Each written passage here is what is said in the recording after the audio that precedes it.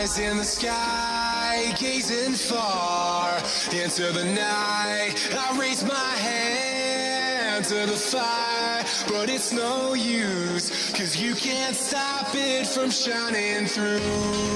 It's true, baby, let the light shine through. If you believe it's true, baby, won't you let the light shine through for you, for you, for you, for you, for you, for you,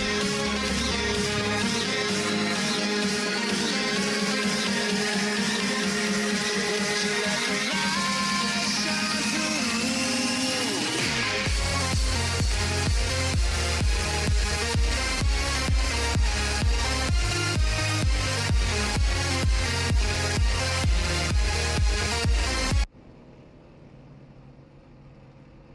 Hello everybody, welcome into PGR eSports live from the World Center of Racing, Daytona International Speedway, with a good one in store for you here tonight, back in the Gen 6 cars.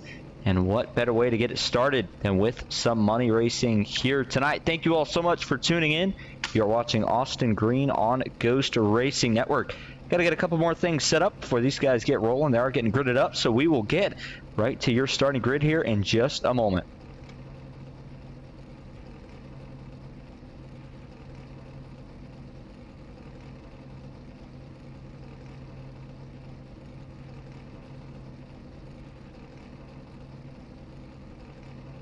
All right, looks like everybody has gotten suited up, so here we go, taking a look at your starting order here tonight. Taking the pole, it's going to be Kevin Freeze.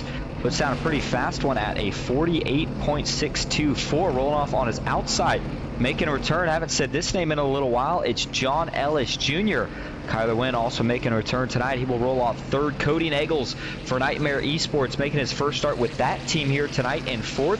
Garrett Maines back in fifth with Jason Maines in sixth. Matt Lee back in seventh. Jeff Merck in eighth. And it's going to be Devin Ray in ninth with Dylan Jones rounding out your top 10. Dustin Carruthers back in 11th. Daniel Eberhardt in 12th. Making up row number 7, it's going to be Omar Diallo making a return tonight as well, followed by Matthew Baker. He's going to be looking to go for the $50 bonus as he got the win on Tuesday. Got to win here tonight to be eligible for that prize. Moving on back to row number 8, it's going to be Ryan Bass for KSR and the Coke Series driver Malik Ray in the 35 machine. Joe Herta starts in 17th. It's going to be John Mullahan back in 18th. And Justin Mills followed by Mike Davenport. Those two will round out your top 20. John Ward, the Hyper Motorsports captain, starts in 21st. Logan York starts back in 22nd. Jonathan Herbert in 23rd with Trevor Osmanoff in 24th. Row 13, J.R. Miller and Richard Elliott. That's a PGR eSports driver and a BAR driver. Mark Math back in 27th. David Sheets from McCullough Motorsports in 28th. Mark Vondell, another McCullough Motorsports driver in 29th. And Heath Job will be rounding out your top 30. Jared Haynes back in 31st. Jeremy Osborne 32nd with Nathan Rosticle in 33rd. Kenny Reel 34th. Michael Troscaro back in 35th. I believe he might be race controlling here tonight. I don't know if he's actually racing.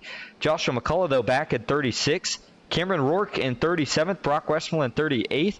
Ken McCullough Jr., the captain for McCullough Motorsports, in 39th.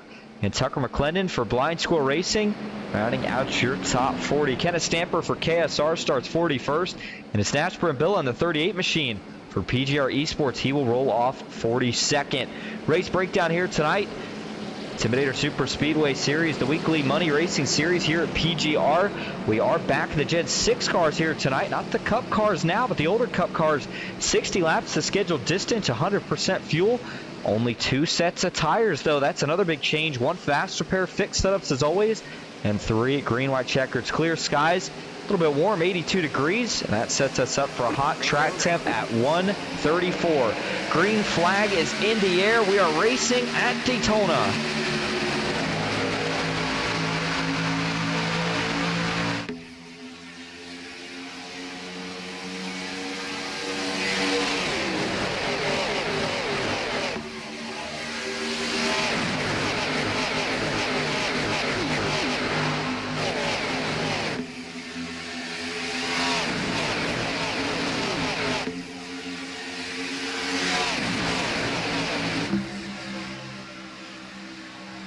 cars roaring to life here for the first time tonight at Daytona, and already you're starting to see the Pied Piper up top, which is going to be Kevin Freeze getting this single file line extended each lap that we go. This line's probably going to get longer. It's just a trend that we've seen at both Daytona and Talladega with these Gen 6 cars.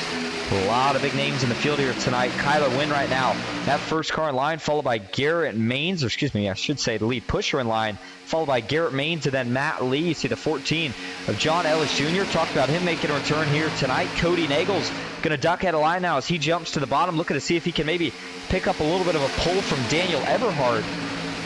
Just as quickly as he jumped down, though, he realized that that inside is really disorganized, and he jumped right back up. Now, notice this.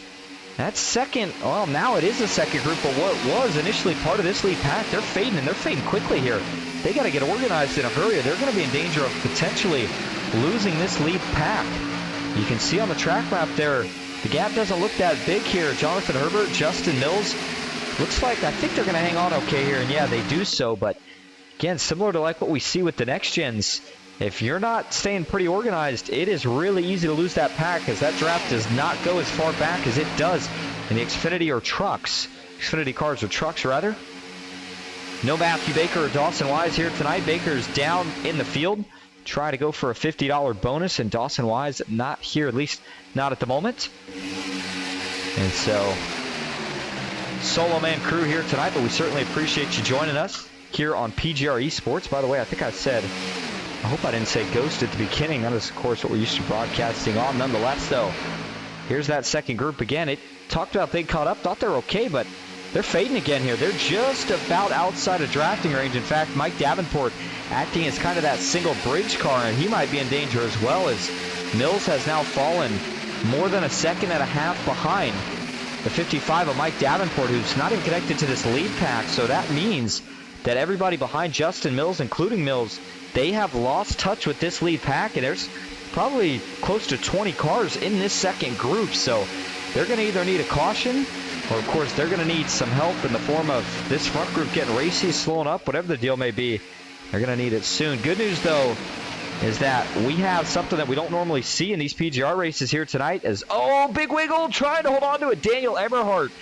What a save for the 90. Talked about making a return here tonight, and what a way to get it is, oh, we got one in the grass still. Everybody's still trying to collect their thoughts here. So I think they finally did. Not sure if that was Joe Herta or potentially Mike Davenport. But yeah, so we do have two stage breaks implemented here tonight. The first one, the stage break caution flag, if you will fly at the start of lap 20, and the second one will fly at the start of lap 40. There will be a $50 bonus as well to each of the stage winners.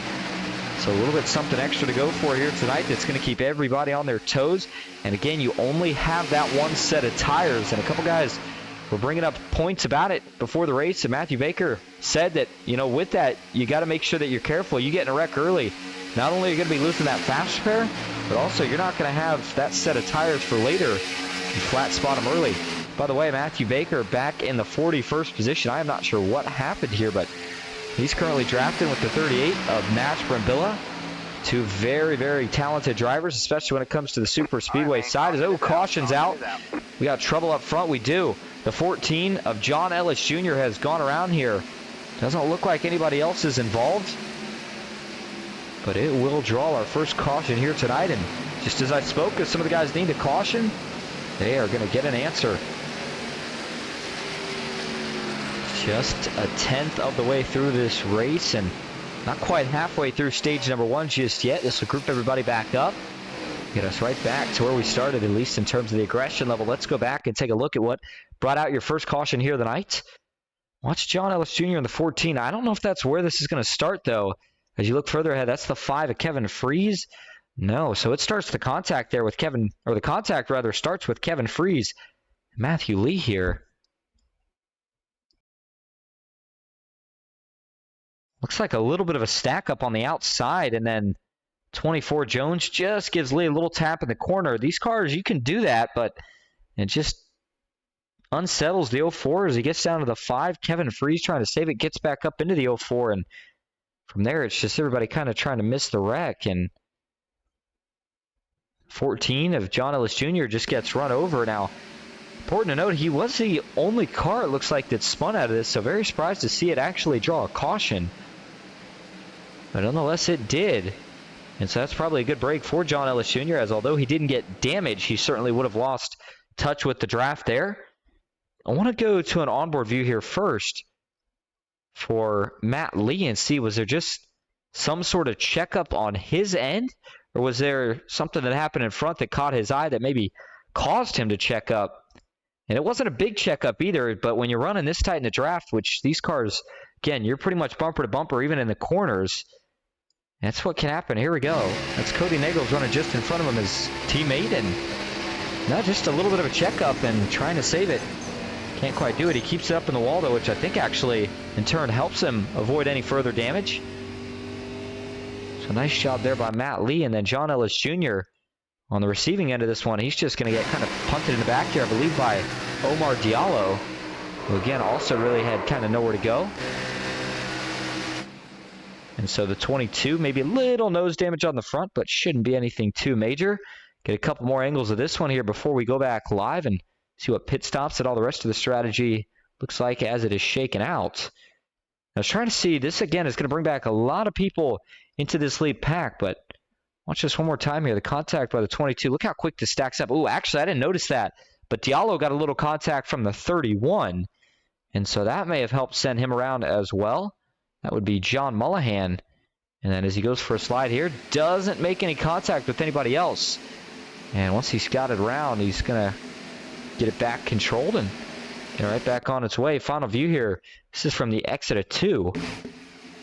And Lee, yeah, it's a pretty good shot on the right side. Everybody does have that one fast spare, but you do not want to have to use it early if you don't have to. So we'll see if Matt Lee was able to get the damage patched up the old-fashioned way, or if he had to use one of those speedy repairs. 8 laps complete, though. Lights on the pace car still on. That means we will probably, well, we're guaranteed to go at least one more lap around. But it is Kyler Wynn being scored as your leader. Malik Gray back in 2nd. Garrett Maines in 3rd. Cody Nagels 4th. Kevin Freeze currently rounding out your top 5. Jeff Merck in 6th. Omar Diallo 7th.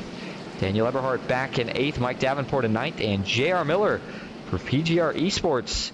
He is rounding out your top 10.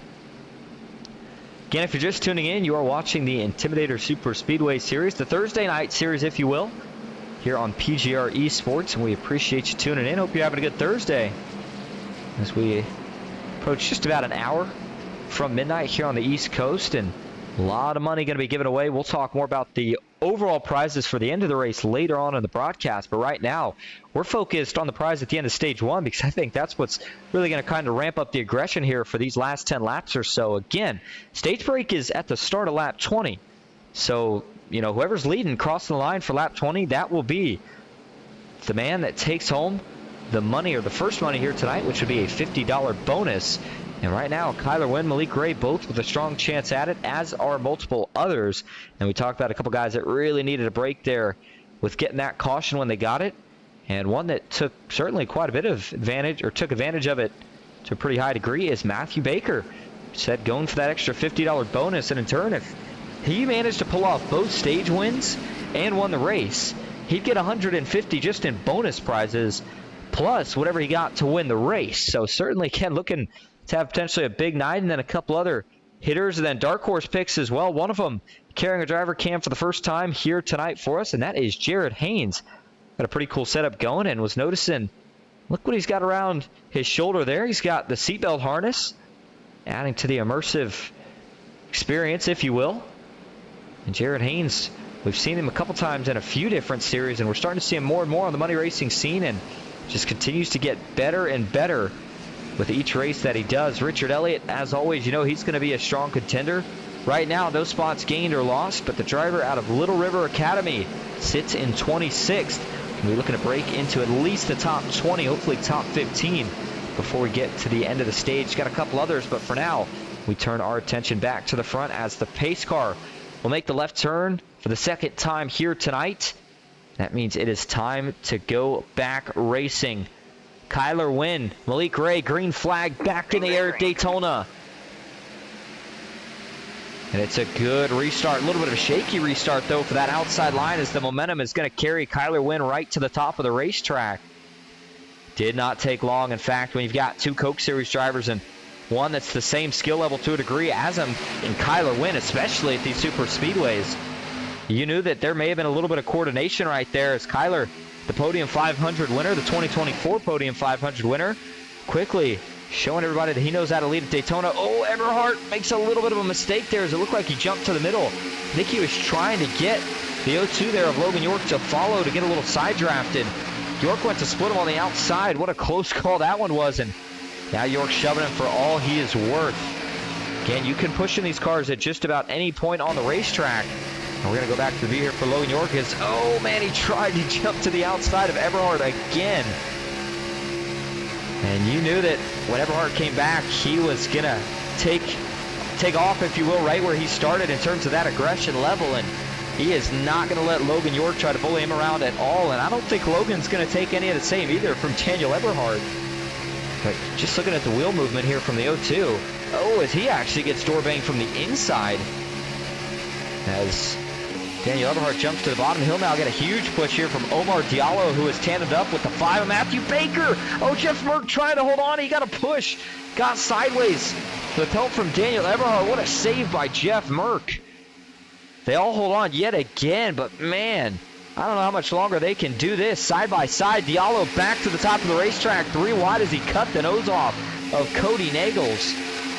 Nagels is going to fade here, looking for a gap between Sheets and York. Not going to get it. He'll drop down instead.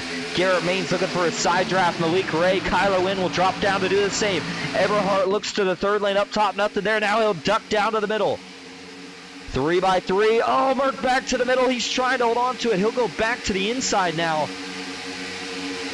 Down the Daytona Super stretch into the over 30-degree banking in turn 3. And, man, they are stacking up all the way back. Matthew Baker continues his climb to the front, now up 5 positions in total from where he started this race. Over 30 spots from where he was just before we had the last caution. Kyler Wynn still up top, trying to get everybody to settle down here. 13 laps complete. Still 7 to go here for the stage. 22 of Omar Diallo looking to see if he can get his first lap sled. Instead, he's going to almost get turned. The 22 saves it as that'll stack up the inside. Everybody going to give him a chance to save it. And what a save it was right there. But especially this bottom, because they have to push. And again, if you get it linked up right, as you see right here, you can make a 3-car tandem work down the straight. The corners, not so much. You got to stick to 2. And even with 2, it can get sketchy, even if that car behind you gets even just slightly offset. So while Eberhardt's doing a phenomenal job in making these guys some progress and gaining them some ground, he's got to be careful here, because if he gets that 22 offset too many times, eventually he's not going to catch it, and it could end in the big one here. The big one early. Give the onboard view there for Daniel Eberhardt as they continue to now make some progress. Oh, caution is out. Oh, reckon in turn 1 and 2 there, we had 1 car around. Looking for who it was. Oh, now we're going to get 2 as McClendon spins down to the apron, make it 3. We got 1 more reckon here up front. Further towards the front at least. And I believe, couldn't tell, was that, no, I don't think that was John Ward. There's Tucker McClendon, Brock Westmoreland. No, that's the 38 of Nashburn and Billa and the 29 of Brock Westmoreland. So it is Brock in the Budweiser Ford Mustang. I don't see a whole lot of damage to that car. Trying to look to see if the backs maybe caved in a little bit. And looks like it is. He's got at least a little, just a little nick there on the right rear. As you see, it's pushed in a little bit further than the left rear, but doesn't look like anything too major. And surprising that the wreck happened where it did, based off where we certainly expected that it was going to be, which was up front. Let's see how this one gets sparked up, though. Looks like the 31 of John Mullihan may have been involved again. This would be his second incident here tonight. As just in front of him there, that was the 10 of Dustin Carruthers for KSR. And I think he's going to get a little bit of assistance here, and that's what gets him turned around. This is going into turn number 1. And Carruthers in the 10. He's got the 41 of Jeremy Osborne just in front of him here, and he fades just a little bit high as they get into the corner and actually tags the outside wall. John Mullihan gets into the left rear ever so slightly, but It's that slight contact's enough to turn the 10 down the racetrack. Brothers gets back up into the outside safer barrier, and then now it's the mad scramble to try to miss him. And most of the field was able to, but a couple guys getting a little unlucky there and just scraping by, either made slight contact or got a little bit of damage as a result. Let's go to Nashburn Billa here and see. I think he was the first one that actually slides in. As you see, he had nowhere to go. He gets onto the apron here, but then they fade back, or I guess I should say they kind of slide back down into him here. And he's going to get almost, man, he's lucky that that car didn't get hooked dead right back into the fence, but then gets tagged by Davenport, sends him around, and now you've got the 29er Westmoreland trying to miss it, nowhere to go. That gets the 78 of J.R. Miller involved and makes it 3 PGR eSports cars involved in the same wreck. And then we also saw Tucker McClendon go for a slide as he spun about 180 degrees, trying not to hit anything, and he succeeded in that. But we talked about the tires and only having one set here tonight. You flat spot him, you're still going to have to work with him for a little while here. And McClendon, he's getting on the brakes, but realizes that he's just not going to be able to slow down in time on the bottom, jerks it to the top, and car didn't like that. Goes right around on him. Let's go back to the onboard view here for Dustin Carruthers. Watch this one here from the cockpit view, actually the gyro cam.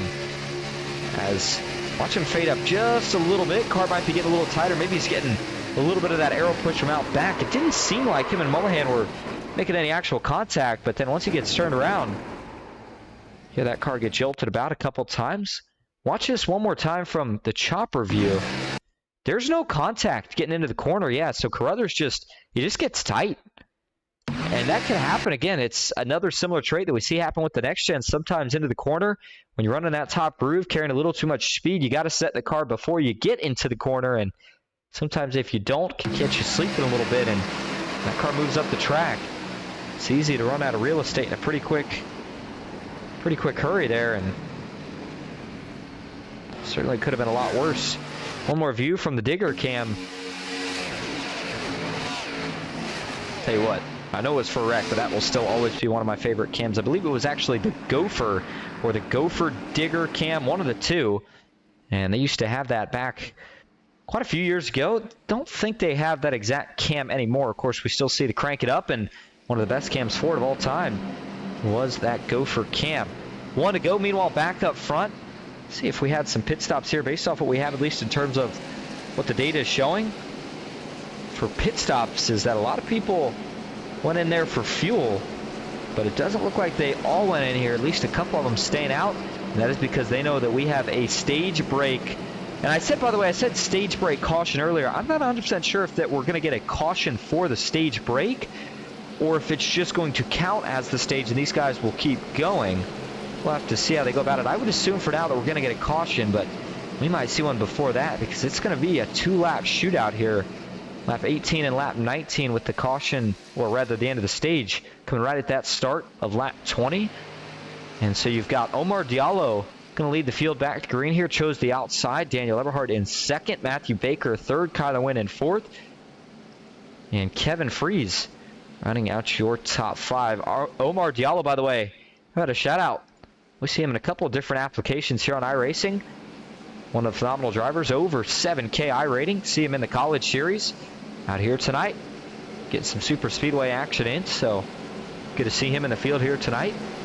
And we go a little bit further through the field and look at some of the other names that maybe we don't see too much. About Cameron Rourke.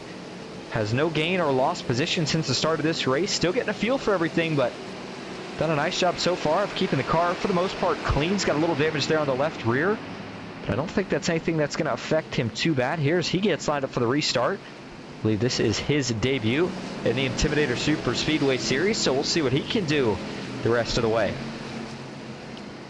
All right, here we go again. 2-lap shootout. If we get a caution, that is going to end the stage under caution.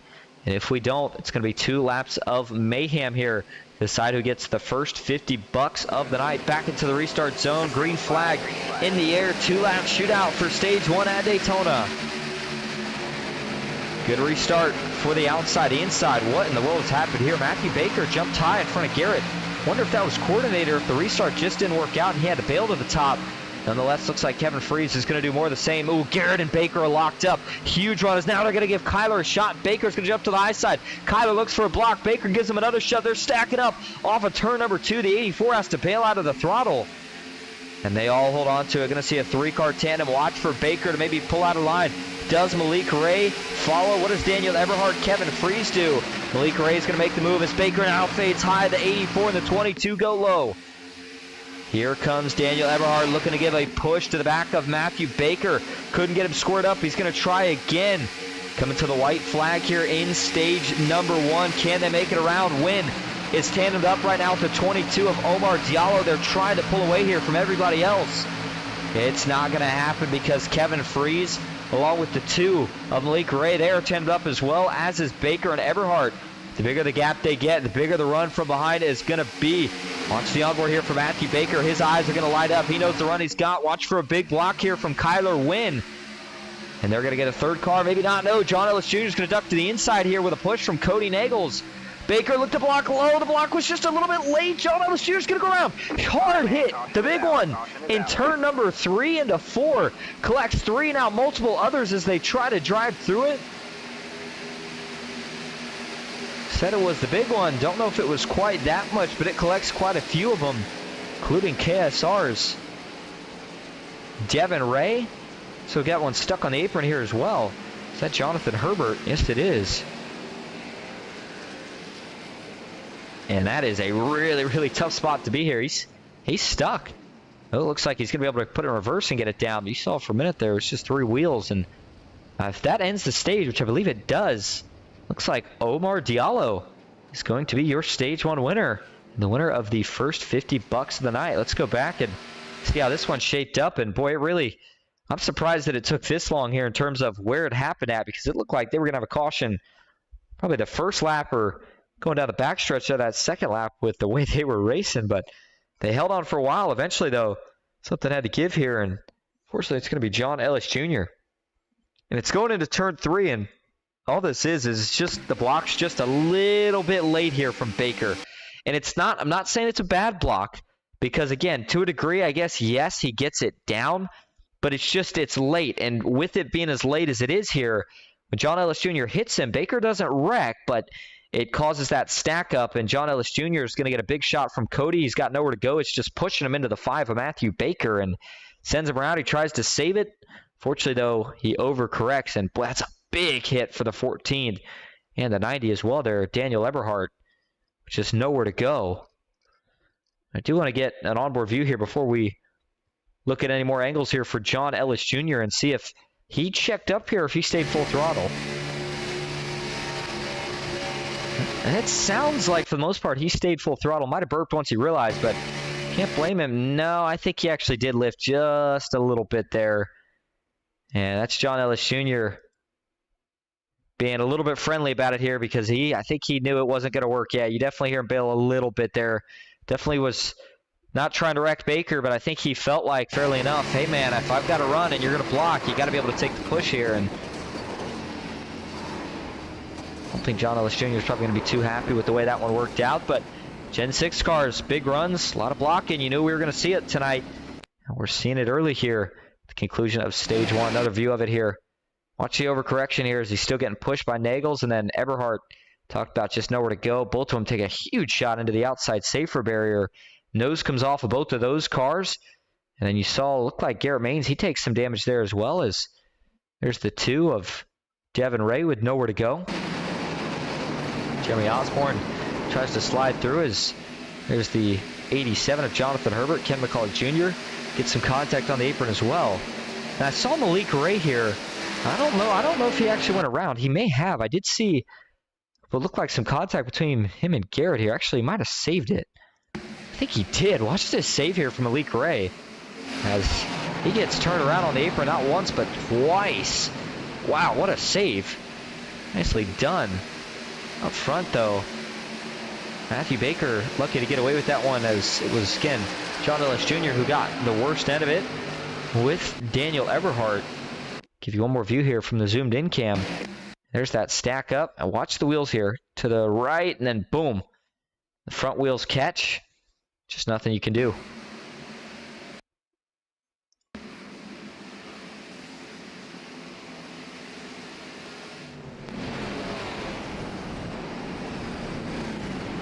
All right, so as we go back live, getting things prepared and ready for the start of stage number 2. Again, caution will fly at the start of lap 40. And so we'll look forward to see who can take home the second $50 here tonight, or maybe Omar Diallo can go back to back, get another $50 and be at 100 here. I mean, you know, again, the entry fee was, I believe, just somewhere in the 20 range. We have a poster for it. We'll look at all that in a minute. But the point is, if you're Omar Diallo, you've already made your money back, so you're playing with house money at this point. And with that being the case, does that change your strategy a little bit? This is one more view, by the way, and we'll speed this up a little bit, of when that caution came out. And this is just simply to show you right here who was leading at the time of caution. And even if they did technically race it back, which they did not here, it still would have been the 22 of Omar Diallo. Would like to get an interview with your stage winner, but does not look like he is in the channel. So nonetheless, got a quick word here with series owner Michael Triscaro. Hey Mike, this is Austin up in the booth. You got a copy? I do. How's it going? Well, pretty good, man. You're watching it from the same view I am here, the race control booth here tonight, and so far it's certainly been aggressive. How'd you feel about the action there in stage number 1? Yeah, I thought it was pretty good. We've never done the Gen 6 car here at Daytona. We've done it a couple times in the past at Talladega, so I thought it's been pretty clean so far, especially being that it's a more narrow track than Talladega. And you know, you could just see the big runs these cars get. We saw Baker, you know, think he was clear, and he was ever so slightly clear for a split second, but at the same time, maybe it was a better choice for him to stay up there. So it's a fine line here of, you know, kind of changing lanes compared to the trucks and the Xfinity. So I loved it. Omar got the win there in the stage, and we'll have another stage 39 coming to 40. Absolutely. We'll bring you back in after stage 2 to talk about the SummerSlam coming up, but we appreciate your time. No problem. All right, green flag back in the air. It's again a good jump and a similar kind of restart to what we've seen all night with that outside forming up before we even get down to turn number 1. As they climb to 30-plus degree banking for the first time here in stage 2. It takes these cars about half a lap to a lap to get fully cranked up to speed here. But up top it is Jeff Merck and Ryan Bass, two guys who have not had the chance to work with each other yet tonight, and already a lot of pushing and shoving that's almost led to a couple wrecks. Now, oh, John Ellis Jr. out back. He got turned to the wall, now to 87. Jonathan Herbert goes for a spin. He gets tagged as the 4 is into the wall. Heath Job's going to pile in with nowhere to go. Jared Haynes is the car down. Stuck on the inside safer barrier. As he tries to get that car back rolling. Looks like he'll be able to.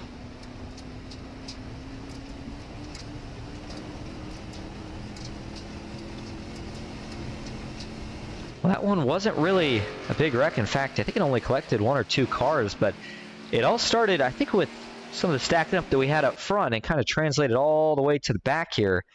But let's see. So if we go to the blimp cam here, watch towards the back. You got Mark Math on the 199 that's going to make a left turn as he doesn't like what he sees, so he's trying to bail out here. And then John Ellis Jr., was he trying to fade back? Did he have an issue here? I don't think so. I think the 87... He's getting on. Well, you know, I take that back, actually. I think that the 14 of John Ellis Jr.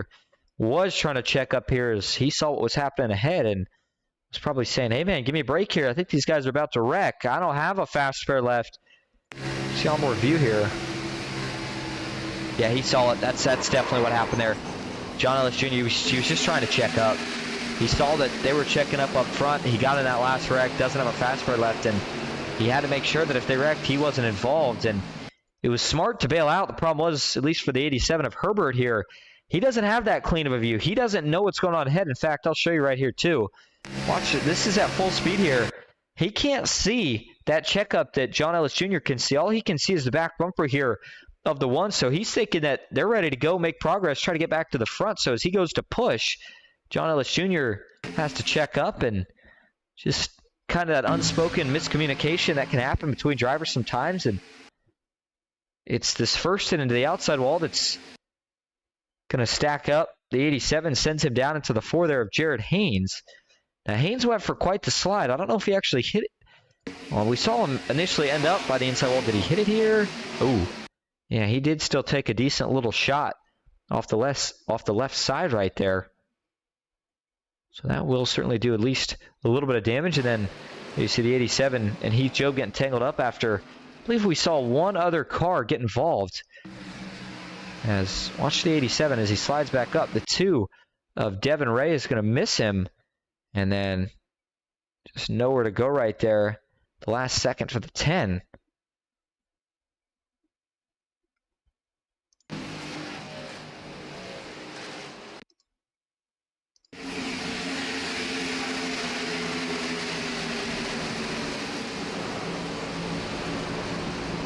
So at the conclusion of this wreck, it does again bring out your 4th caution here tonight. Just 25 laps complete.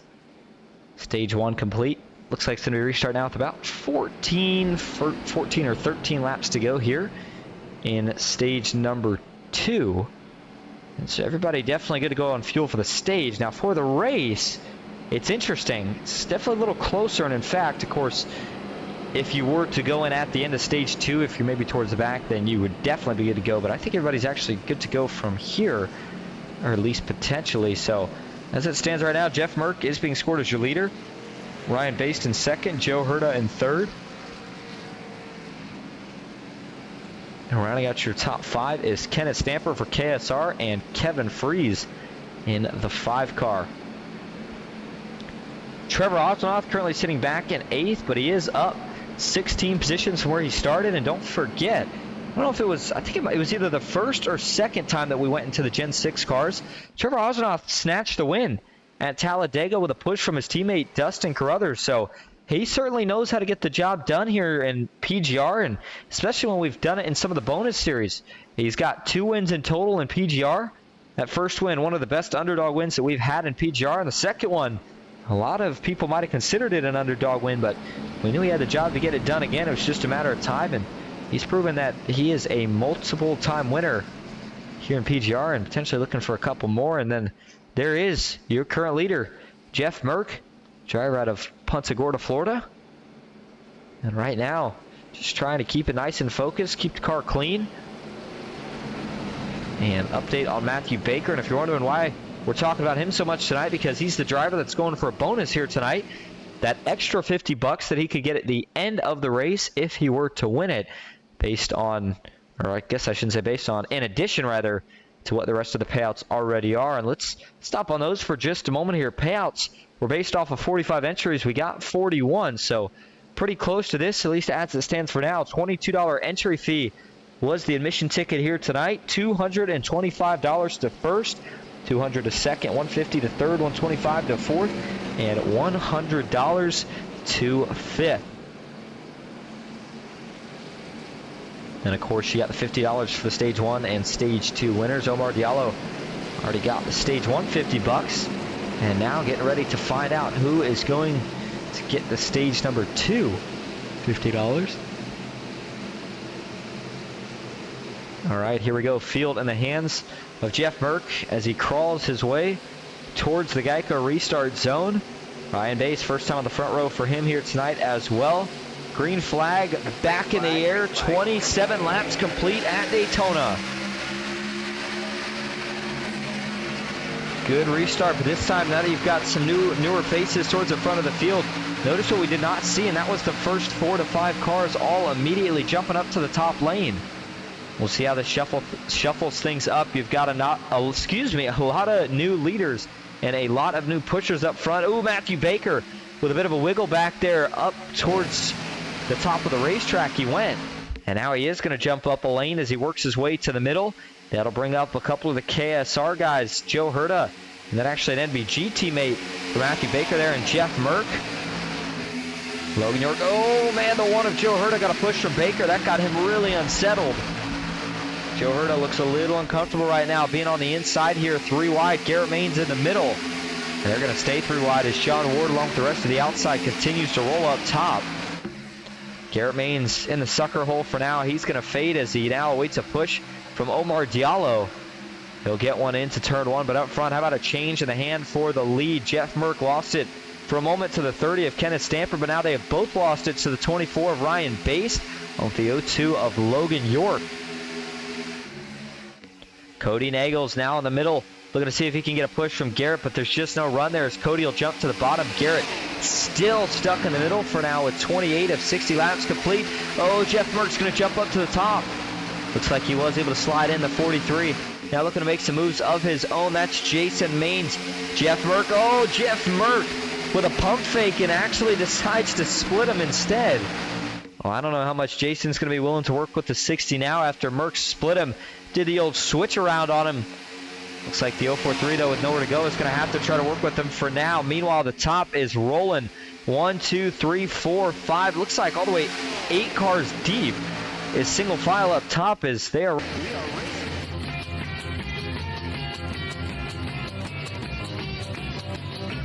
3 by 3.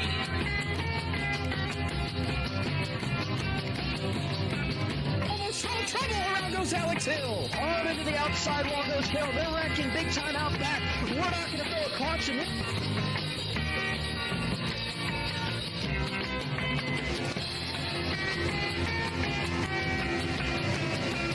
the finish. Who gets it in the line? Cody Nagels wins it in Talladega.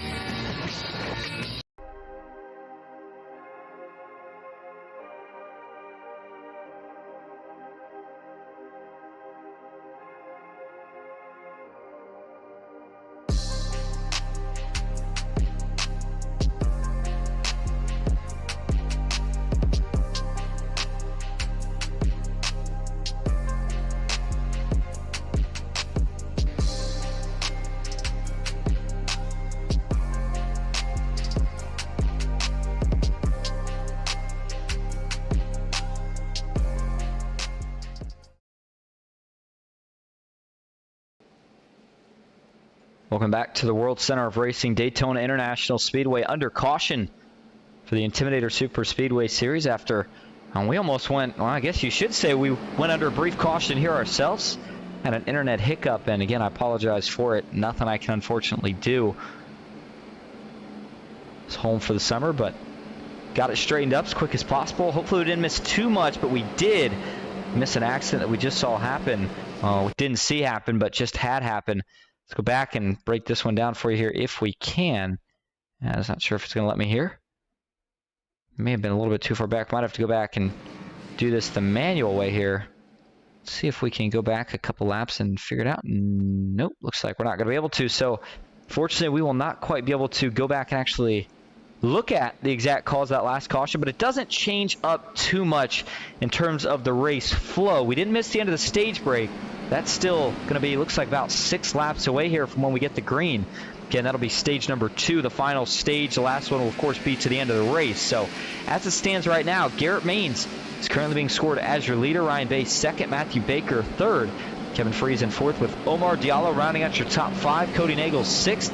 Devin Ray 7th, Kylo Wynn in 8th, Malika Ray 9th, and John Ward rounding out your top 10. As we get ready to go back green here, looking at what we have. Again, we talked to, just briefly, but still talked to Michael Triscaro earlier, and he kind of gave us a little bit of a summary of what we saw there at the end of stage number 1 and how he felt about the race. And so far here tonight, we've had a lot of guys doing a really good job here tonight that, again, some of them newer guys, and in fact, I see that Nathan Rosticle is down in the PGR Discord, so you got to wonder if he's potentially trying to work together with those guys and maybe even become a PGR eSports teammate here in the next few weeks.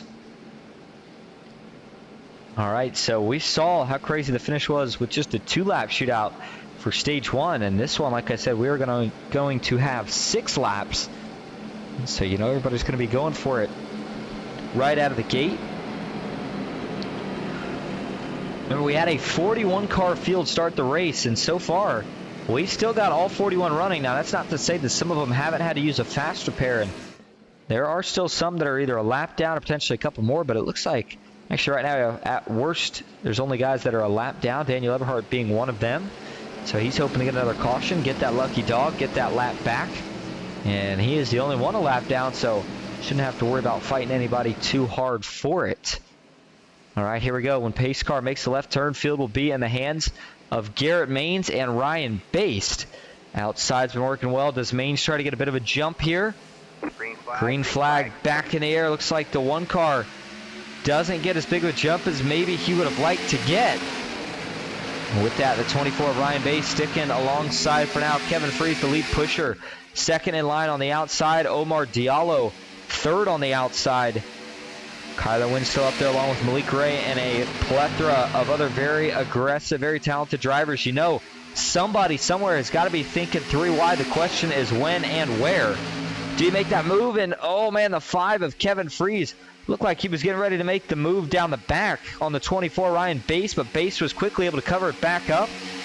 Kevin may have cut him a little bit of a break there, which certainly helped him out, but it's just a matter of who can get linked up the best. And I think Kevin Freese kind of feels like, listen, man, I just can't get us both locked up. Or he was trying to draw that 24 back a little bit higher on the racetrack. And what it's done now is just put him 3 wide as Garrett Maines and Matthew Baker have jumped up to the top.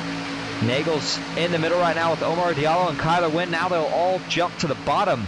That 3-car tandem was scooting for a minute when they still had all 3 cars locked up. Oh, the 22. Diallo gets into Maines as Nagels is going to jump up. Garrett with a big push. The outside surges down the super stretch further back. Oh, Baste looked for a block. Wasn't clear. He's going to go for a slide through the grass here. Trying to find out if he saved it. Looks like he did. He's going to work his way back on track. Tough break for Ryan Baste. He's going to need a caution here. He's going to need it soon. Oh, Garrett gets out of shape. Gets into Kyler. They're going to wreck out back. Oh, looks like it was Kevin Freese, the first car to go around. Slide towards the inside safer barrier. Don't know if he was able to hold on to it or not. There's Devin Ray looking for Kevin Freese now, and I'm not seeing him in the top 10, which makes me think that, unfortunately, that car may have spun all the way around. Looks like the 5 has been able to get it back going now. Don't see at least any significant damage anywhere on that car. Might be a little bit on the left side, but we'll have to look at that in a minute. First, though, see what gets him sideways here and pointed in the wrong direction. Is it just going to be a stack up? It's exactly what it is. Just too many guys trying to do push-in, but actually more than that, it was just the stack up. I don't think Malik had any plans to do push-in, but as soon as they stacked up, he was kind of forced into it. And see, Kevin goes for the long, ominous slide down towards the inside safer barrier. But he was able to get it checked up pretty good, and I think overall just made slight nose contact. Not enough that's going to affect anything too bad. Give you a couple more angles of it here before we go back live. And to Malik Ray with another phenomenal save. He's got a couple chances to practice that here tonight. Saving that race car on the apron through turn 3 and 4, and paid off again right there as Kevin Freese probably wondering what in the heck just happened here. As he was running in line, felt like he was in a good spot, was calculating the checkups pretty well, and then gets a little love tap from behind. Goes right around. I want to give you a couple more angles to this one here. First one from the zoomed in view and then from the spectator view. And lucky that when he goes down into the 2 there of Devin Ray, actually, excuse me, I was saying that was Malik Ray. That was actually Devin Ray who had the save. Similar paint scheme, but a very different driver from 2 different teams. Malik on the Coke side, Devin with KSR boys. And so as he gets back rolling, don't think there'll be any fast spare necessarily needed there for Kevin Freese. And then final view here from the spectators. This is what it looked like from the grandstands. And it's, again, very rare at a track like Daytona that we see a wreck that you would maybe say, I guess, technically collected 2 cars, but really didn't do damage to any of them. So everybody's still good to go.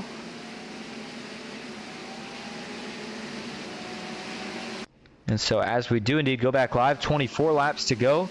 Waiting the 1 to go signal, and I think this is going to put us in the same exact boat that we were for stage 1, where it's going to be a 2-lap shootout to decide your stage winner if we get the 1 to go signal here this next time. And now when the caution comes out, by the way, I guess it would technically be 21 laps to go, as it'll come out again at the start of lap, or excuse me, at the start of lap 40. So yeah, I believe that would still be with 21 to go. When we just hit 21 to go, rather. Well, it's not the end of the stage, but we do have Michael Triscaro race control tonight with series owner back in the booth. Let's bring him up here again. Talk a little bit about the SummerSlam coming up. Michael, this is Austin in the booth again. You got a copy? You do. How's it going? Well, we're getting ready to get back rolling here, and figure while we have a chance, might as well let the viewers in a little bit on the SummerSlam coming up. PGR's first marquee event since the rebranding the website.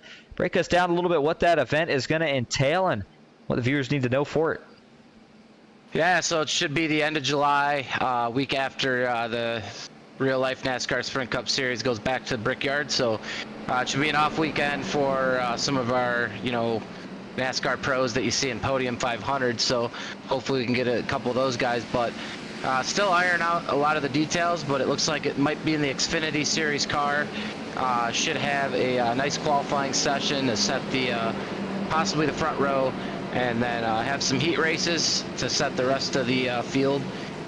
So that should be a good time, and we're going to try to keep it a little bit shorter, maybe possibly a 4-day span, and on that Saturday or Sunday that weekend, we're going to let them rip and see who can win the SummerSlam belt. So it's going to be a pretty cool trophy, kind of like a WWE belt, and it should be the first big event we do. Hoping to get 150, 200 drivers out there, maybe more would be great. So yeah, I'm looking forward to it, man. It should be a fun one for everybody involved.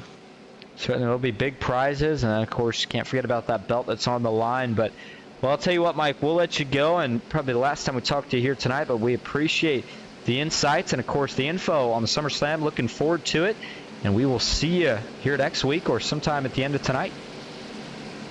Sounds good, man. I appreciate it. Michael Truscaro, by the way, he's been picking up a couple broadcasts for PGR eSports here lately, doing a phenomenal job at it. Again, series owner, going to be a jack of all trades here before too long. Can get it done on the racetrack, in the booth, race control, and as an owner. Meanwhile, up front, getting ready for, again, what is going to be, it looks like here, I can't tell if it's going to be a 1 or 2 lap shootout. Exactly here, looks like 38, so 39. I think it's going to be a 1-lap shootout. Yeah, sure enough, it is. So it'll be a 1-lap shootout right here to decide it. And it'll be Cody Nagels on the inside, Omar Diallo on the outside, with Garrett Maines, Kyler Wynn, row 2, John Ward, and the 03 of Ken McCullough Jr. in row 3. Green flag back in the air, 1 lap to go in stage number 2. Oh, big stack up on the outside. That's not exactly the way they wanted it to go. Good news for Omar Diallo is that the 84 of Kyler Wynn, though, was able to get locked up to his rear bumper really quick. Garrett Maines also locked up to the back bumper of Cody Nagels. And this is all a battle of who can push the hardest, and it looks like it is going to be the outside. With a big surge now as Ken McCullough Jr. got side drafted by Jason Maines. That sucked him back. The outside, though, still with all sorts of support, plenty enough to be able to pull out to the lead as Omar Diallo trying to see if he can go back-to-back on the stages right here. Again, it was $50 to your stage 1 winner, going to be $50 to your stage 2 winner. Boy, this is looking like a mighty similar setup. But, oh, Kyler, he looked for a move. Omar Diallo made the block, and there was contact there as Garrett Maines as well with trouble out back. That was for the stage, though, and guess what? Omar Diallo does it. Goes back-to-back, wins stage 2. That's $50 more, or $50 more, I guess I should say, and he's already at 100 here, and we still got 20 laps of racing to go. What a block from Omar Diallo there off of 4. I thought maybe Kyler for just a split second there was just going to push him, but he went to make the same sort of winning move that he did for the Podium 500, and Omar Diallo said, I don't think so. There's the move from Kyler. He made the move very good, timed it perfect, and I mean, he's there. He's there. Omar is not clear. In fact, I think if, that move is in the middle of the racetrack, Omar's probably wrecked, but as close as they were to the outside, what happens here is when he gets clipped, he's able to get straightened out by that outside wall before that car gets turned nose first into it. But you can see there, close, but not quite clear anymore. And then once 22 gets into the outside wall, Kyler's going to try to jump low here for another move. He blocks that as well. It's a big run out back from the 43 and the 31, but that run's still just not nearly enough. They come to the start-finish line right here. You see Jason and John Mullihan getting to the back of Kyler Wynn. And there's your margin of victory for Omar Diallo. Gets it by just over car length. Back that up one more time, and gotta see if we can get a different angle from this block rather. This was a really, really big block, and this is just not something that usually works out too well. But in this case, I feel like it actually worked out pretty well. As there goes Kyler up top. There's a 22, the late block, and then the mad scatter out back as everybody fighting for any kind of track position they can get before we officially had crossed the stripe for the stage. All right, so everybody should come down, or, well, excuse me, I guess I should say not everyone should come down. We may have a couple of guys come down here for fuel, and maybe that one set of tires if you got it. But if you're good to go, you feel like you're staying out on tires, then there's no point coming in at this point with only 20 laps to go. Probably going to be only 18 or so when we actually get the green flag. And so still a lot of laps of racing, but not as many laps for strategy play per se, as we are going to have a couple takers, it looks like here. The one of Garrett Maines. Interesting choice to see him go in. We'll see how well that works out. And it looks like Tucker McClendon in the 15 as well. He's decided to make a pit stop as the lights are still on the pace car. So with that in mind, we are going to take another quick break here at Daytona, but we'll go side by side so you don't miss a thing. Stick with us. We'll be right back for the final stage at the World Center of Racing.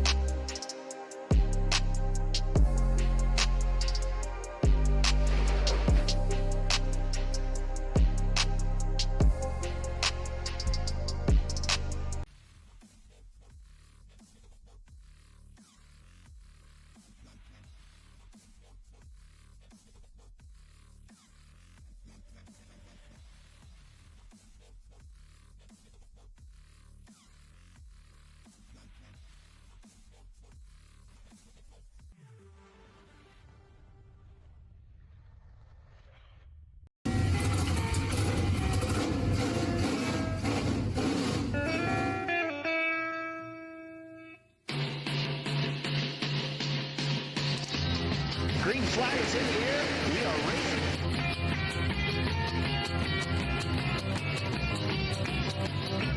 Three by three.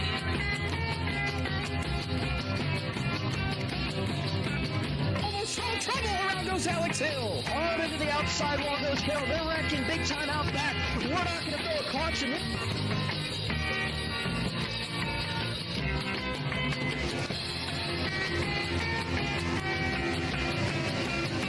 Finish. Who gets it in the line? Cody Nagels wins it in Talladega.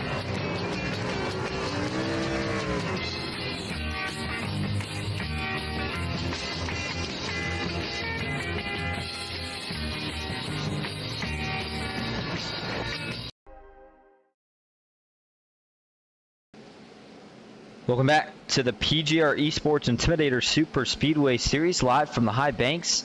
Daytona International Speedway starting to close in towards the end of this race as we are getting ready to get the final stage underway.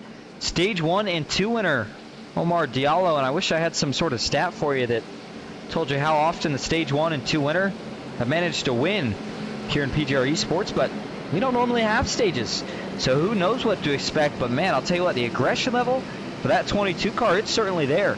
He has shown that he's not afraid to try to swing his weight around and do whatever he's got to do to capture the money here tonight. And Kyler Wynn tried, but he couldn't make it work. So we'll see what the 84 tries, if he has to make the same sort of move or potentially a different move at the end of this stage, as it will be officially 17 laps to go. Again, we do have overtimes if we need them, but we are not expecting a pit stop from here to the finish. All right, here we go. How about some crank it up at Daytona to kick off the final stage? Here we go. Green, green, green.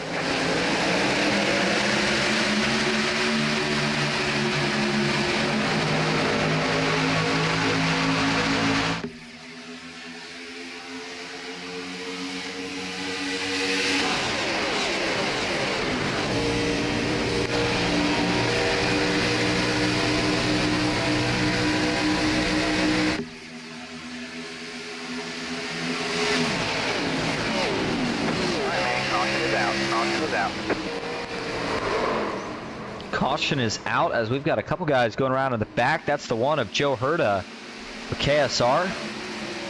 10 of Dustin Carruthers through the grass. And that's the 90 of Daniel Eberhard, who we saw involved in at least one other wreck tonight. Not sure if he was potentially involved in that one when the internet cut out as well or not. It brings out your 8th caution here of the night. Let's go back and take a look at where this one goes wrong. It all started right on the exit of turn 2, and I guess when I say the exit, be a little bit more specific in the sense of it was just before they got on the straightaway, and there you see it, Carruthers. That car got shot almost 45 degrees to the right, but it's going to start with contact even before that, which is a result of a checkup that starts honestly all the way back here in turn 1 and 2. Watch Mike Davenport and Dylan Jones. Jones is trying to give the 55 a push, realizes it's not working, so he checks up a little bit. That causes Kenneth Stamper to also have to get on the brakes. And then now the 10 of Dustin Carruthers has to do the same. The 1 tries to do the same, the 88.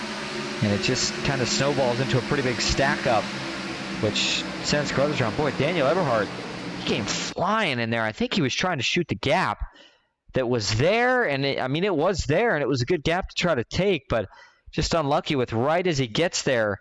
See, the 24 is going to start closing up. The 1 starts coming down, and it's just ends up getting sandwiched. Boy, that car almost rolls over there as it lands back on all 4, and then, ooh, huge hit for J.R. Miller.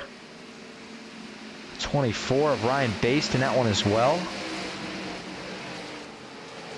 A lot of good cars torn up in this one as well. As I want to go back to the view here on Dustin Carruthers to see. I don't think he saved this car, but very curious to see at least how much damage he sustained. Certainly know that there was a couple guys that took pretty big shots with, I think it was the 78 getting the worst of it. And yeah, Dustin Carruthers wheeling and dealing, was able to keep it off that inside wall. That's a big deal, as that saves him potentially a fast spare, assuming he's got one left. And then there's the 90 of Daniel Eberhard going for a spin, but getting it looped back around. So the only damage he sustained was from that initial contact, and then of course the secondary contact, but lucky to not hit any outside walls. This is the onboard for Daniel Eberhard, by the way. Watch this. Again, as a driver, you've got a split-second decision you've got to make when they wreck. You either throttle it up and you're trying to shoot the gap, or you're getting on the brakes and waiting to see if a gap forms. And Eberhard, he saw the gap, and I mean, we saw it from the replay. The gap was clear as day. It's just, unfortunately, as he got to the crucial point in that gap to make it work, right here, all of a sudden, what was a gap was no longer a gap. It closed up on him, and it was the ride for the 90.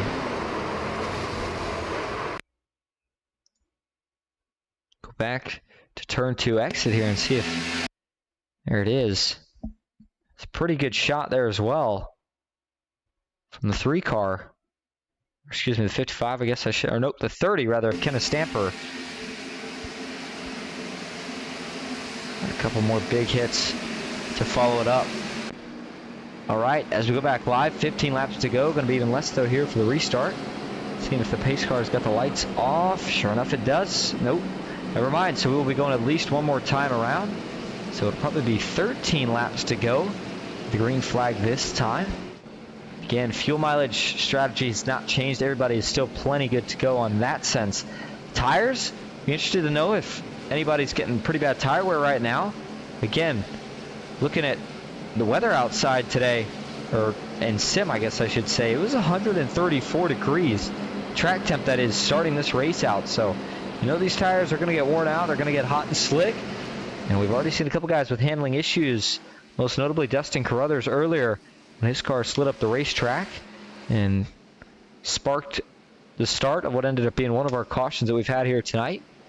Again, 8 so far. If we get to 10, that would be an average caution every 10 laps, or every 6 laps, I guess I should say. But now, this keeps the front row the same here with Kyler Wynn on the inside and Omar Diallo on the outside. Row number 2, John Ward and John Mullihan. And then row number 3 is going to be Ken McCullough Jr. and Jason Maines. John Mullihan and Ken McCullough Jr., those two are teammates, and for them to be linked up 1-2 right here is going to be really, really dangerous for the rest of the field. Who do you have as your pick to win here tonight? I could not even begin to tell you. I know Ken McCullough Jr., though, is your biggest mover right now in the top 10. He's up 33 positions from where he started this race at. Meanwhile, I'll go back to the man who's going for the $50 bonus here tonight, and that is Matthew Baker. But as it stands right now, he's still got some work to do as he's in 19th, down 5 positions from where he started. And slowly but surely here, he's starting to run out of time to get back to the front. Again, it's going to be 13 laps to go now. I would say you got to assume that we're going to get probably at least 1, most likely 2 cautions, potentially 3, before this thing is all said and done. So you got to factor that into how aggressive you're going to be here. You either hope that a lot of them are going to wreck in front for the caution and you miss it, or you think to yourself, if they wreck out back, I'm not going to gain any position and I'm just losing laps to get it. And so you try to get to the front here right from the drop of the green. Let's see if the inside tries to coordinate the restart here, similar to what they've done here for pretty much every restart just about here on the night. As green flag back in the air at Daytona, and there you go. Kyler Wynn gets a good jump. As soon as they cross the stripe, oh, trying to go up. Man, that was close. Looked like for a minute there he was going to be late as Omar Diallo thought about potentially splitting the 84, but quickly he's going to jump back down in line. The 31 of John Mullihan and the 03 of Ken McCullough Jr. Boy, they'd like to get clear one of these lanes to try to have a chance and show what they can do as teammates. Off of turn number 2 onto the Daytona Super Stretch, still side by side towards the middle portions of the field. Some 3 wide, almost 4 wide there for just a moment. Matt Lee, Matthew Baker, these two maybe going to need to work together. Honestly, just about anybody wants to go to the front. Garrett Maines and Matthew Baker. I mean, it's again 12 laps to go here as they cross the stripe this time. Each lap that goes down decreases the chances of winning a race if you are not inside the top 10. And eventually, with a couple laps to go, it's going to be you don't really have a chance if you're not in the top 5.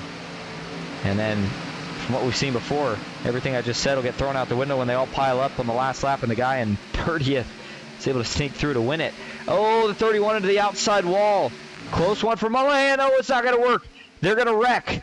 Back into the outside wall now, wrecking down the backstretch through the grass. This one will be a caution for sure. And there it is. Took way too long to come out, but it finally does. And more torn up race cars there. Is 38. Ooh, Nash Brambilla, he gets turned after the incident.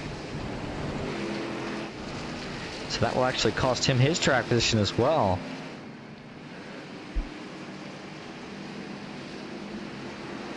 So it will now be a restart with probably about 7 or 8 laps to go here. Before we get set up for that, go back here and see what caused this one. Saw a lot of guys spinning in a hurry here, and this was, again, not the same spot, but still on the backstretch, which is, well, where we've seen, honestly, quite a few incidents here tonight. And let's see here. Watching this second group here, we saw Dustin Carruthers in it. Again, not sure who started it or what started it, but this is the 10 here of Carruthers. And watch here, this is as they get off at turn number 2. Dustin Carruthers looks like he's got a pretty steady, smooth line going, and then, oh, excuse me, it was not the 10. I saw a bright car for some reason. I thought it was bright green and yellow, but it was bright yellow, which means it was the 06 of David Sheets. So he was actually the first man to get turned out of line right here. And then you watch from the chopper view, that stack up, which it was indeed caused by the stack up from John Mullihan, gets the 03 down into the 43 and the 92. And then David Sheets is going to get punted as well as they went back up the racetrack. And Sheets is going to take a pretty good nose shot, left front nose shot, off that inside safer barrier.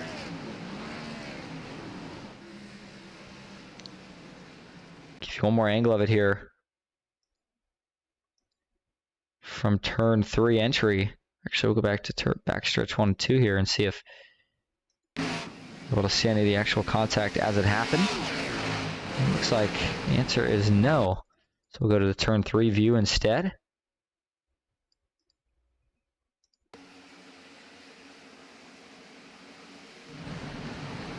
Tough break for David Sheets. Nonetheless, though, again, we talk about it, cautions breed cautions, and it keeps giving us these restarts with less and less laps, and the less laps that you have on a restart, the more aggressive that you are going to be. So right now it's 10.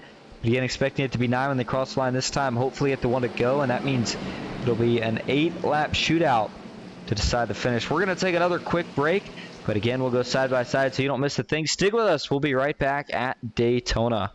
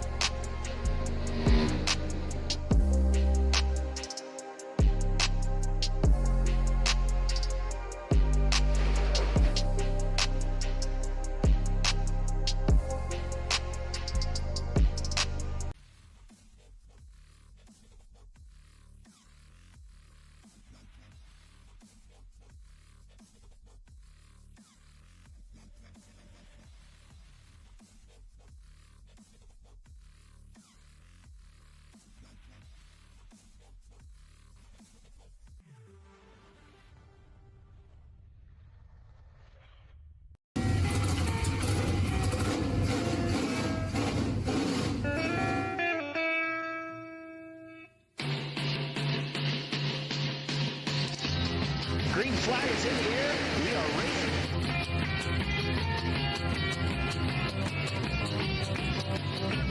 3 by 3.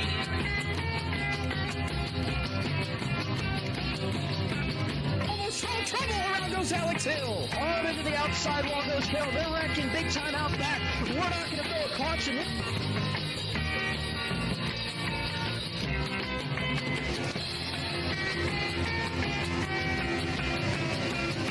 Finish. Who gets it at the line? Cody Nagels wins it in Talladega.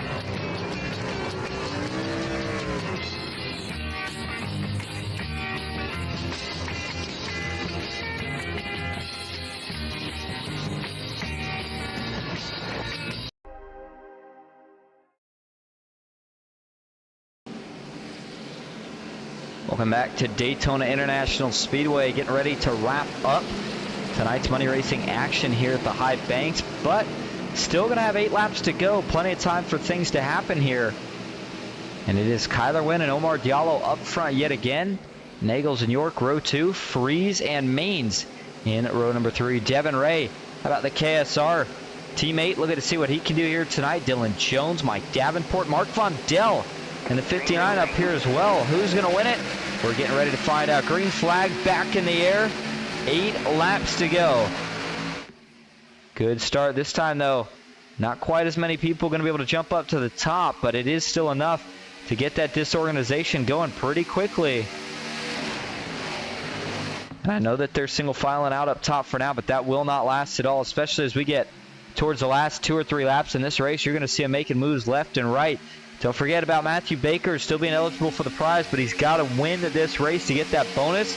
He's already carving his way through the field. Going to look 3 wide here on Devin Ray. He knows he's got to go. He's got to find something. Make anything work right here. Needs a little bit of help. Doesn't have it right now, but he's still catching a draft as we had, I believe, the 59 of Mark Von Dell. Just barely kissed the outside wall right there coming off of turn number 4. 7 laps to go now. Dylan Jones still stuck in the sucker hole. He's got nowhere to go. 3 wide even further back, and I just don't see any way these guys are going to make it all the way to the white flag without a caution, and there it is. Caution is out. Trouble towards the back, I would assume here. Actually, not sure what the trouble is. Oh, there it is. The 03 of Ken McCullough Jr. and his teammate. Friendly fire there as the 06 of David Sheets was the other one involved. It looks like he's going to take it to the pits.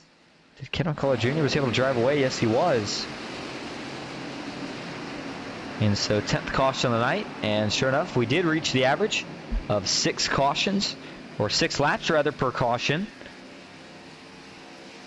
And so this will put us in a restart with probably about 3 or 4 laps to go now. And that'll give us either a natural green, white, checkered +1, or if we get another caution after that, it will officially put us into overtime. All right, let's go see what sparks the contact here between the 2 McCullough Motorsports teammates. I think David Sheets might be the first guy that gets involved here. I don't think he started it, but he certainly got collected in it. And nope, actually it would be Ken McCullough, or excuse me. Let's see here. There's the 06, bright yellow and black car. Third lane is, there's a checkup, and then as Sheets gets into the 90 and tries to check up, gets tagged by Dustin Carruthers. That sends Carruthers around into the 03. And when Kid comes up the track, he's got nowhere to go. T-bones David Sheets in the door. Then he gets hit by the 92 of John Ward. And they slide down the banking to ultimately come to a halt. But it just looked like a checkup there. I'm thinking Eberhardt was trying to get this third lane jumping, trying to get to the outside, make anything work here. And he's there. I mean, he gets to the third lane, he's there. And it's just really odd the way that he hits the wall as soon as he gets in the turn here. I want to go to the zoomed in view and see, does Kenneth Stamper wash up the track here? Yes, he does. He certainly does. And you can see in Stamper's defense, he's trying to follow that lane in front of him, but I think he follows it a little bit too high here. At the same time, Eberhardt was already getting in the corner high, and just a bad situation to be in. A little bit of a racing deal, but as Stamper gets up there, the 90, I'm not sure if he kissed the wall and checked up from that, or if he had to check up for a different reason, but when he did, then the 06 gets in the back of him, and the 03 has absolutely nowhere to go.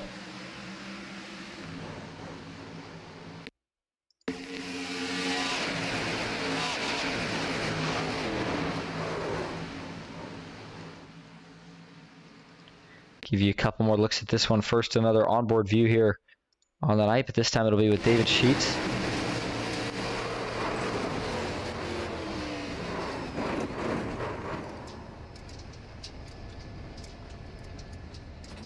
Comes to a halt. So again, don't know if there'll be necessarily any fast pairs from this one, but there are some guys you can tell I think may have decided it might be time to call it a night. David Sheets potentially being one of them, the damage that he sustained. So bit of a shakeup now, at least for the front row. Omar Diallo faded back a handful of positions there, went from first back to 5th, and it's now Cody Nagels who's actually being scored as your leader, with Kyler Wynn in 2nd, Kevin Freeze back in 3rd, Garrett Maines in 4th, and then there's Omar Diallo back in 5th. Matthew Baker 6th, Devin Ray in 7th, Malik Ray 8th, Dylan Jones 9th, and Logan York rounding out your top 10. Good to see everybody in the chat. If you're just tuning in, picked a good time to do so. Baker's mom says like, share, and follow. Certainly appreciate it.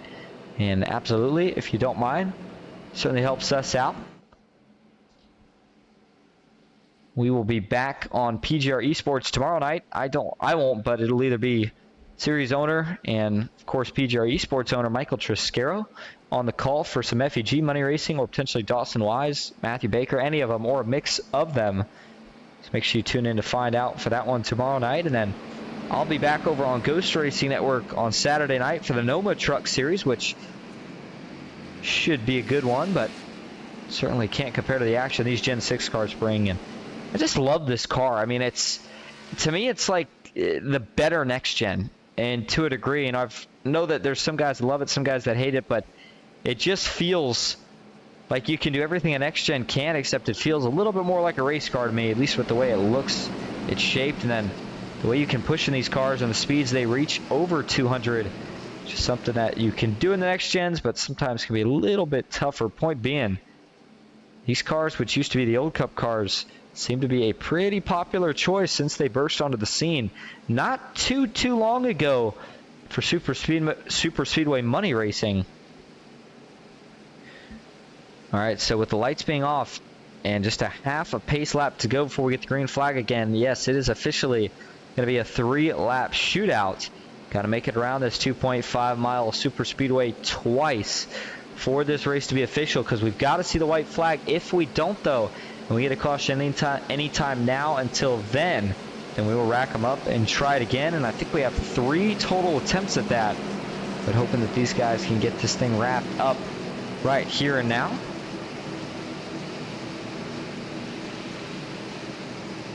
All right, we've talked about some of the big names. How about some of the underdog names up here?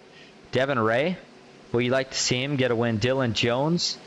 Well, Dylan Jones, I guess, isn't a fair underdog. Neither is Logan York, although a lot of people might consider it. But you go back, Mike Davenport got the little guy series, so you know he's got skill. But up here, it's still maybe that question of, is he an underdog pick if he wins? You got Jeremy Osborne, Joe Herta. A lot of guys up here that are looking for a good, solid finish, and it's only 5 that pay, so you got to get to it. Green flag back in the air, 3 laps to go at Daytona.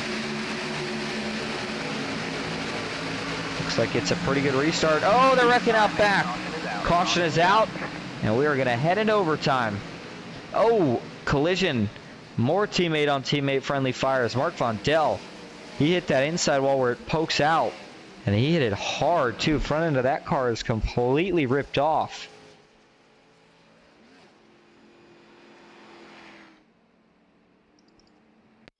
See what happened here. This checkup started pretty far out in front. Not sure who didn't get the memo, but certainly, again, caused a pretty big checkup right here. Watch this. Was it Dylan? No, I don't think it was. I think he bailed out because he saw how big the checkup was. We're going to go to the chopper view here.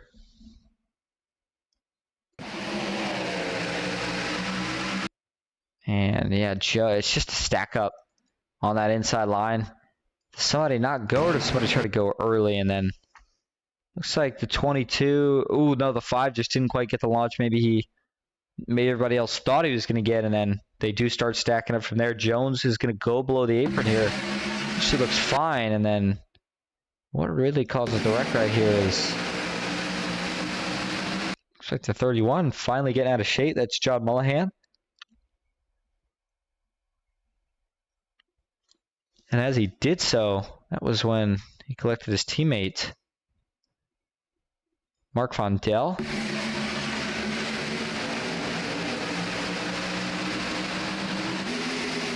And boom, there's the big shot for the 59. I like all his damage. Watch this from another view, show the zoomed in view. As he gets turned here, and if he misses this wall, he might be okay.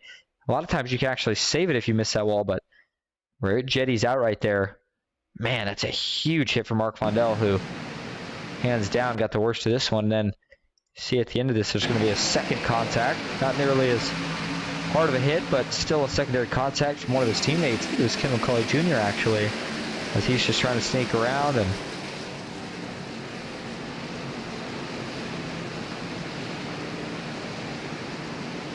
take one more look at this here from the spectator view.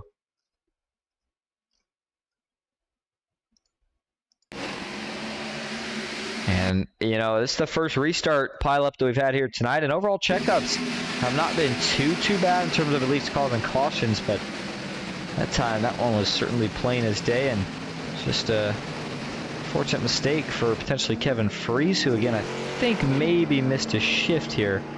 So I think the best way to find out is, since we got it, let's go back and see if we can take a listen here. This is Kevin Freeze. See if it sounds like he doesn't get on the gas, or maybe he is in the wrong gear here.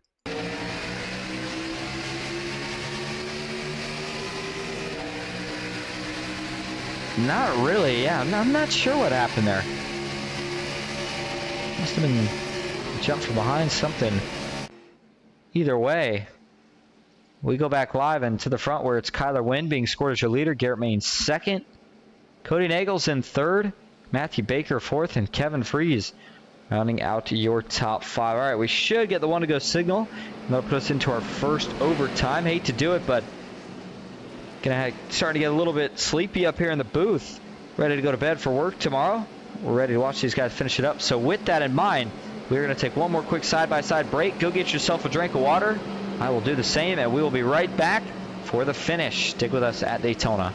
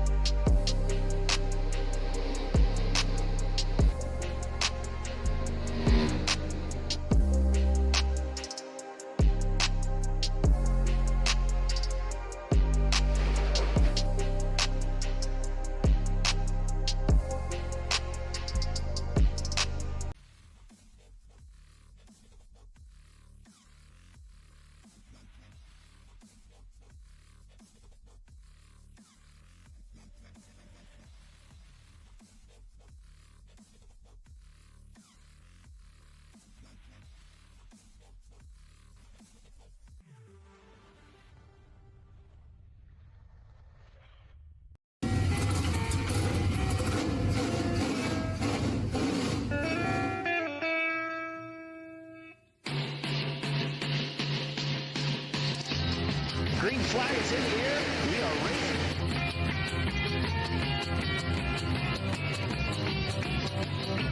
Three by three.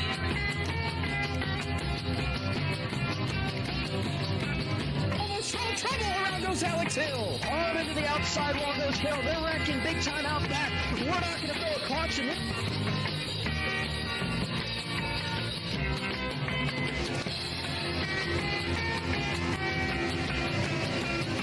Finish. Who gets it in the line? Cody Nagels wins it in Talladega.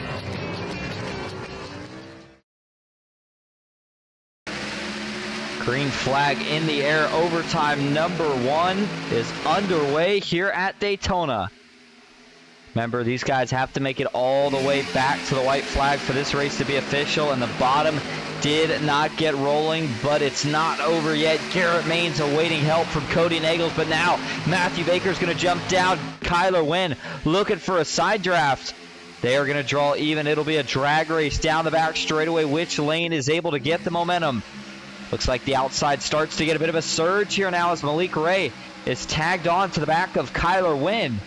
3, almost 4 car tandem on the bottom now. Kevin Freese flirts with it, thinks better of it.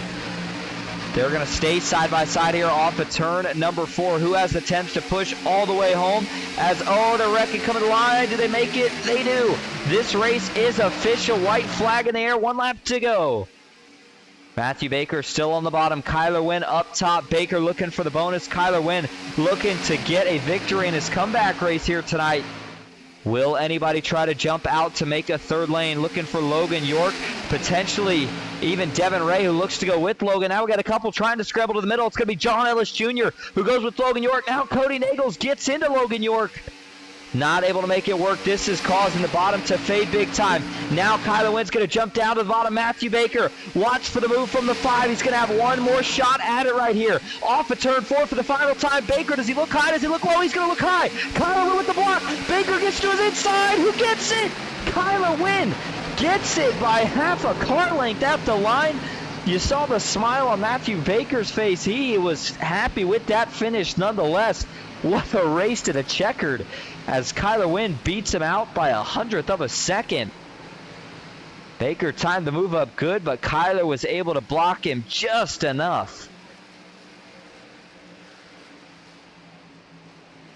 And Kyler Wynn in his first race back in quite some time here shows that he did not get rusty during the break as he brings home victory here tonight.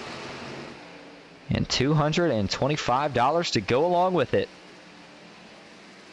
Well, before we go over your results and then, of course, get your top 3 in here for interviews, let's go back real quick and look at this finish one more time. I mean, Baker timed this up perfectly. He really did, in the sense of how this thing starts versus how it ends. So here we go. This is going on to the back straightaway. And watch the way the runs shape up here. So Malik Ray is pushing as hard as he can on the back bumper of Kyler Wynn, and you knew that he was going to get hot. Kyler knows that, and I think Kyler feels like at this point it's safe to jump down to the bottom. He does so. Baker, though, locks on, and Baker knows that at this point, if he can push him out, he'll have a shot at it. Does exactly that. And that was all about where do you make the move here. Baker's trying to fake high, fake low. Kyler staying patient, not biting. Baker goes high. Kyler goes high as well. And he wasn't clear, but he managed to wheel out of it. Baker didn't lift, and Kyler somehow held on, and then coming to the line, it was a drag race all the way through, but by that, oh my goodness, it was close. It was really, really close. It was certainly one of the closer finishes that we've had here at Daytona.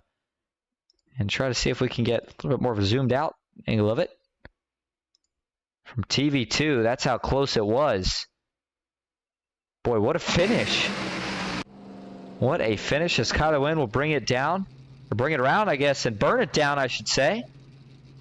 Let's look at your finishing results here for the night. Kyler Wynn is your race winner. Matthew Baker brings home second. Malik Ray in third. Garrett Maines finishes fourth with Cody Nagels in fifth. Kevin Freeze back in sixth. Jason Maines seventh with Devin Ray in eighth. Tucker McClendon ninth. And Omar Diallo rounding out your top 10. Logan York finishes 11th. John Ellis Jr. in 12th. Mike Davenport 13th with Justin Mills in 14th. Cameron Rourke, good finish for him tonight in his debut. Finishes 15th. Nathan Rosticle in 16th. Mark Mapp back in 17th with Joe Herda in 18th. Brock Russell in 19th, and Jeremy Osborne rounding out your top 20. Dylan Jones finishes 21st.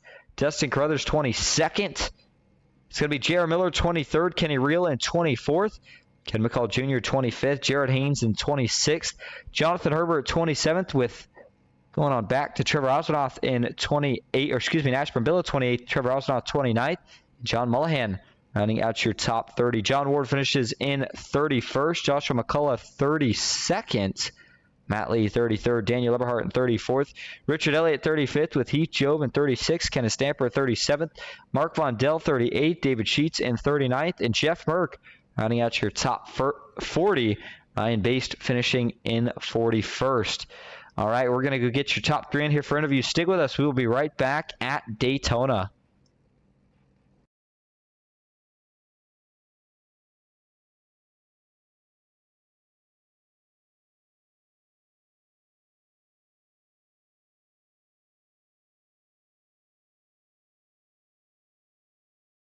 All right, going to start first here tonight with your third place finisher, Malik Ray. Malik, this is Austin up in the booth. You got a copy? Hey, man. How you doing? Good. Well, you bring home a third place finish here tonight. It looked like for a minute there you and Kyler were going to tandem away, and you were going to have the shot to make the move off at turn 4. Doesn't quite work out that way, but you still bring home a podium. Tell us about your race. I was just trying to tell him to save himself down the back straightaway. I knew that he had gotten clear of the bottom, but I myself was still side by side, and I didn't have any help out of turn 2, so I just told him to just go low heading into turn 3, and it was up to him after that, and he was able to bring it home. So solid job to him.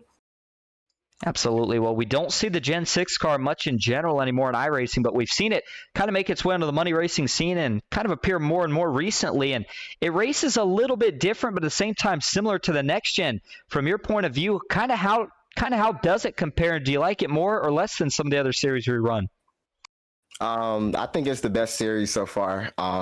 As far as like having like this car, I think it's the most realistic as far as like the draft and stuff, because the runs aren't like outrageous, and the side draft is like, I feel like it's a lot closer than the next gen is. So, like hopefully they'll keep running this car, because I enjoy it a lot, and it seems like a fan favorite. At least that's what it seems like from my perspective, at least. Certainly been a favorite to watch as well. Well, I'll tell you what, before we let you head out tonight to celebrate your podium finish, is there anyone you want to thank or shout out? I appreciate you guys broadcasting and Mike for putting on the race. And thank you, of course, for talking to us again. Congrats on the third place finish, and we will see you hopefully next week. All right. Thank you, guys. All right, and now that is going to bring us to your second place finisher here tonight, Matthew Baker. Hey, Matthew, this is Austin up in the booth. You got a copy? Yeah, what's up, buddy? We bring home second in a photo finish by 100th of a second, the gap between you and Kyler. You made the move, almost worked. Is there anything you wish you would have done different there off of 4? Nah, just glad to get a podium in PGR. You know, I don't race PGR often. I'm usually race controlling while Mike's racing. Just glad Kyler was able to hang on to it when he made that block. I thought he was going to put himself in the wall, and I was going to come in first. But you know, I had a ton of fun driving this car. This car is so much fun. I didn't have a chance there in stage 2, so I came in and took tires. I guess Kyler came in and never took tires, so he just got fuel. So good on him for hanging on to it, because our right rears were at like 90% after a 30-lap run there with cautions. So I'm sure he was hanging on for dear life. A good win for him, and a fun running against Malik and Garrett. And I mean, it just shows you see the top 8 that were there at the end, and who was up there racing in the top 10. You know, Kyler, me, Malik, Garrett, Cody, Kevin, Jason, Omar did great today. Logan York, another one that was up there a bunch. A lot of fun, and it was fun to do it solo there at the end and try and make the moves, but just a little short. I'll take the second place though. Absolutely. Well, before we let you head out here tonight, by the way, got to let you know that you came up just short of that $50 bonus. But before we let you head out here tonight, is there anyone you'd like to thank or shout out? Yeah, just thanks to Coasting Thunder, MBG Motorsports, Baker and Son Construction. Thanks to Kyler for giving me a fair shot there, not racing it dirty, just putting the blocks on where he could. And Malik and Garrett and Cody there racing clean. Merck, as usual, Merck hitting the sacrificial lamb button tonight. It was up running, get up front, and got taken out. But shout out to him for always being a great teammate. And thanks to the family watching back at home. And thanks you for putting on the broadcast, buddy. Thank you for talking to us. Congrats on the second place finish, and we will see you out here next week. All right, and now that'll bring us to your winner here tonight, Kyler Wynn.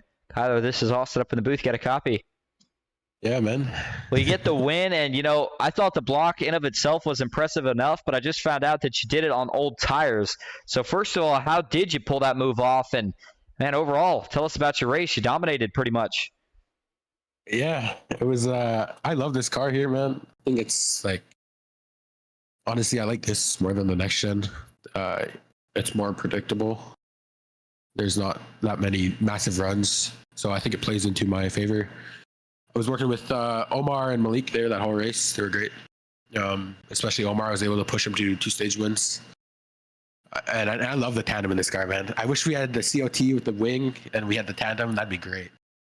I really want a car you can tandem in. I love it. Yeah, I was going to say, certainly seems like the closest thing to it. Now, we already asked Malik about kind of his opinion on the cars. I want to ask you your opinion on the stage brakes tonight. Not something we normally see, but certainly kept the aggression level a little bit higher. We saw you try to make the move on Omar there. Did you like the stage brakes and the bonuses with them? How'd you feel about them? Yeah, they're exciting. I like them. More money. So if you guys decide to do them in the future, I'm definitely not against it, because it's more money for me in my pocket. That's what I think. Absolutely. Well, I'll tell you what, before we let you head out here tonight and enjoy the bunch of money that you got in your pocket for the win and celebrate, is there anyone you want to thank or shout out? Yeah, just factory setups on the car as usual. And Omar and Malik, great teammates to have at these super speed races. And thank you, of course, for talking to us. Well, congrats on the win. Phenomenal job here tonight. Held Baker off, won by 100th of a second. Hopefully we'll see you back out here next week. Yep. Have a good one, man. You as well. All right. Well, that's going to wrap up our coverage here tonight. What a race it was. Daytona did not disappoint, and neither did the Gen 6 cars. I hope you all enjoyed. Thank you all so much for tuning in. That's going to do it tonight for me, Austin Green, here on PGR eSports. Till next time, have a good night.